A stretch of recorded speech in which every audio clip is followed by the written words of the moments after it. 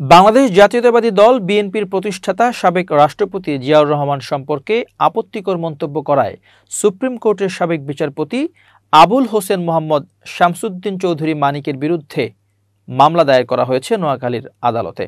সোমবার ১৯ আগস্ট বিকেলে বাংলাদেশ কৃষক দলের কেন্দ্রীয় কমিটির সাংগঠনিক সম্পাদক অ্যাডভোকেট রবিউল হাসান পলাশ বাদী হয়ে নোয়াখালী সিনিয়র জুডিশিয়াল ম্যাজিস্ট্রেট ১ নং আমলি আদালতে মামলাটি করেন। মামলা সূত্র জানা গেছে, সাবেক সেনাপ্রধান ও বাংলাদেশের প্রয়াত রাষ্ট্রপতি বীরুত্তম খেতাবপ্রাপ্ত বীর মুক্তিযোদ্ধা এবং বাংলাদেশ জাতীয়তাবাদী দল বিএনপির প্রতিষ্ঠাতা শহীদ রাষ্ট্রপতি জিয়াউর রহমান সম্পর্কে আপত্তিকর মন্তব্য করেন সাবেক বিচারপতি আবুল হোসেন মোহাম্মদ শামসুদ্দিন চৌধুরী মানিক। মানিক বলেছিলেন, জিয়াউর রহমান মুক্তিযোদ্ধা ছিলেন না, জিয়াউর রহমান ছিলেন পাকিস্তানের চর।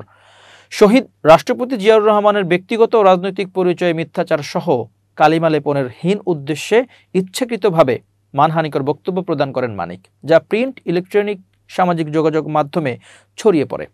মানিকের এমন মন্তব্যে প্রয়াত রাষ্ট্রপতি বীর উত্তম জিয়াউর রহমান ও তার পরিবারের মান সম্মান ক্ষুণ্ণ হয়েছে। এছাড়াও গত জুলাই মাসে ছাত্র আন্দোলনের সময় চ্যানেল আইয়ে প্রচারিত টকশোতে মানিক অধ্যত্ত ও কুরুচিপূর্ণ নারীবিদ্বেষী অপমানজনক বক্তব্য ও আচরণ করে, যা সারা দেশবাসী দেখেছে এবং তা সোশ্যাল মিডিয়াতে ভাইরাল হয়।